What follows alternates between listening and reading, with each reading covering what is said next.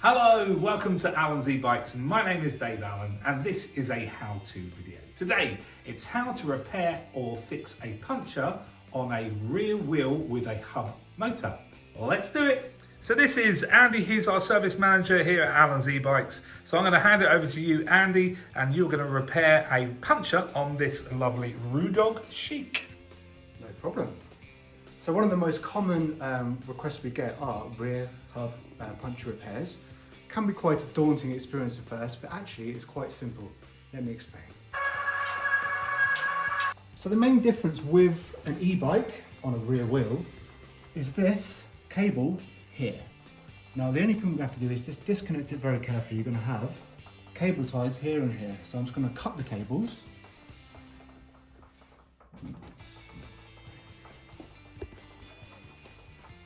So it's going to pop these off very carefully. Careful not to nick the cable, very important. There we go. Now as you can see on here, we've got two arrows pointing towards each other. Very simple, you're just going to pop them like so. That's released the cable. And that's going to reveal here from the plastic cover is the axle nut there.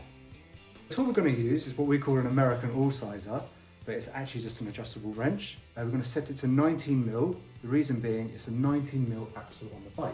First thing we're going to do is make sure that the gear is shifted to the smallest sprocket on the cassette there. Touch it for you. Now what that's going to do is it's going to make it easier for them to us remove the wheel using the derailleur to pull it off like so. So we're going to slowly remove the nut. Now a good tip here is if you're unsure of where the spacers are going to return to on the bike, take a little picture of your phone just so you can remind yourself. A lot of e-bikes will have these plastic covers on them to protect the axle, so pop that off and put it in a safe spot.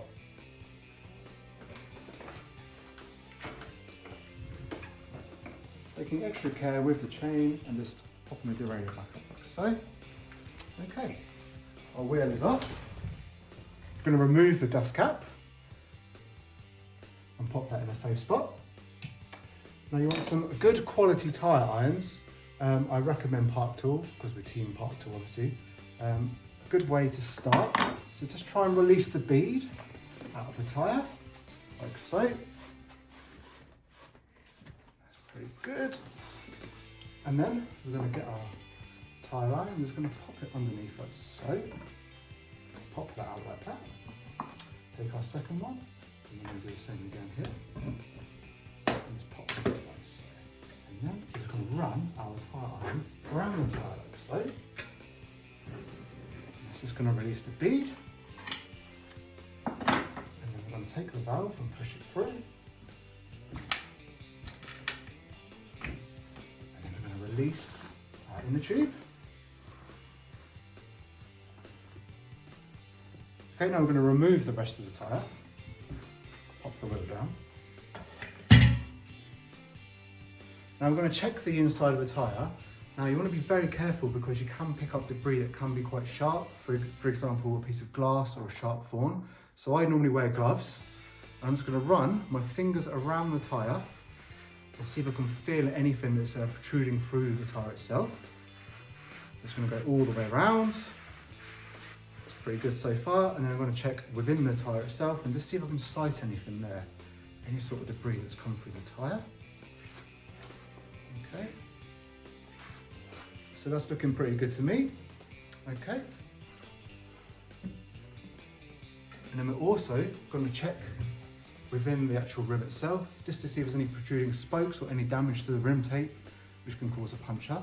Also just going to check the edges of the rim as well, just to make sure there's no damage that's incurred that could cause a puncture. Run the fingers round, just going to sight it as I go. And that is looking pretty good to me. Okay. So, to check to make sure that you're going to replace it with the correct size inner tube, if you look on the side of the tyre wall here, there's going to be some information that will show you. So you've got the PSI, and if I bring it around here, you can have two codes here. One is the European standard code, which a lot of bike manufacturers will use, and then also the actual size itself. So we know now that it's a 26 by 1.75. So we can then match the inner tube to the correct size. So today we've opted for a extra strong self-sealing tube. Hopefully this is going to stop any future punctures, and it's created by slime. And as you can see, 26 by 1.75. We know that it's the correct size tube, and also we know that it's a Schrader valve by the type of valve that's on the tube itself. Also to mention is you're going to have, with some tyres, a direction.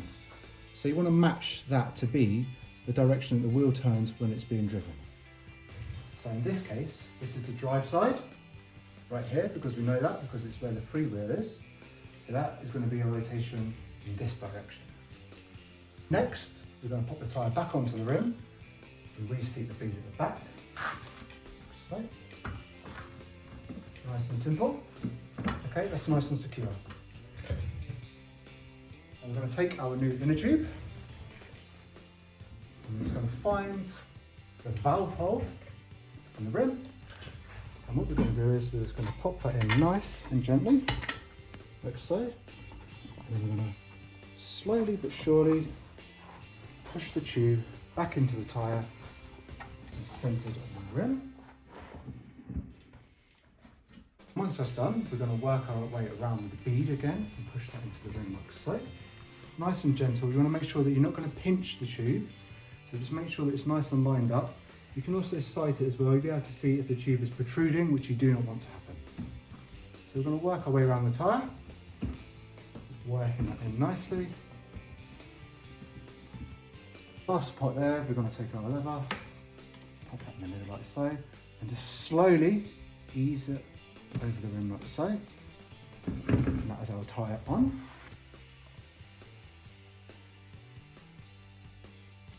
Inflated. We're just going to check the beads around the edge of the rim to make sure that nothing's protruding.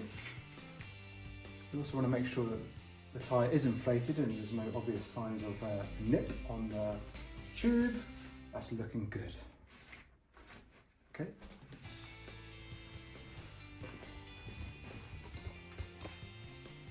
So now we're going to reinsert the dust cap from our nice safe spot. Can be quite tricky at first. As you can see on these spaces here, there's a little lip. Now these, they will sit onto the rear dropout there.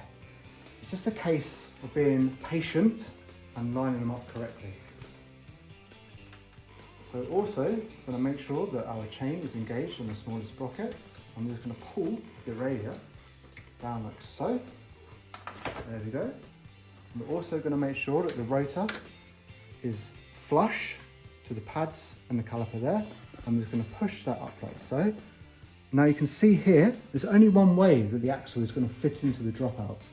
So as you can see, this is going to be a bit of jimmying around. In it goes like so. It has to match up, and as you can see, that lip there is flush to the bottom of the axle. It has to be like that. There's no other way it can go. Next up, we're going to replace the washers in the correct place.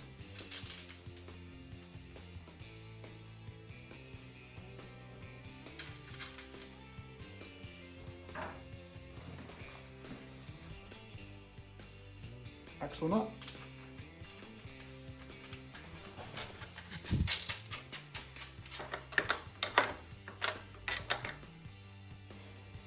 Nice and snug.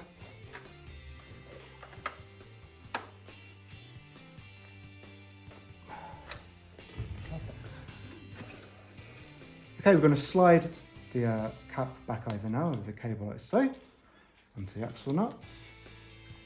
The arrows match up nicely like so. It's going to be a little clip as they go together. Perfect. Cable ties. Yep. That's good. So where we removed the previous cable ties, I'm going to replace with some new ones. So you've got a little lip here that you can insert the cable tie through.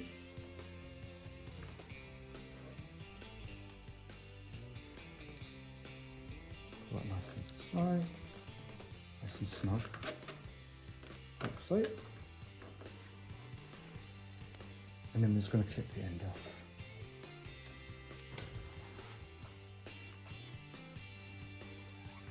And this is how you complete a puncture on a rear wheel with a hub motor. A few things to check once you've done that. Just make sure that the gears are shifting nicely.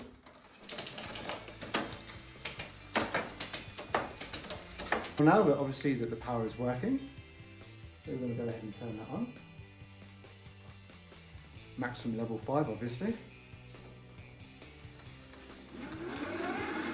Ah yes, the lovely whirring of the e-motor. Everything is working as it should. A successful replacement. So thanks Andy for that how-to video on puncture repair. We hope you enjoyed it. Don't forget to like and subscribe on our YouTube channel, and Andy, I'm sure, will be sharing some more of his wisdom in bike mechanics. See you soon.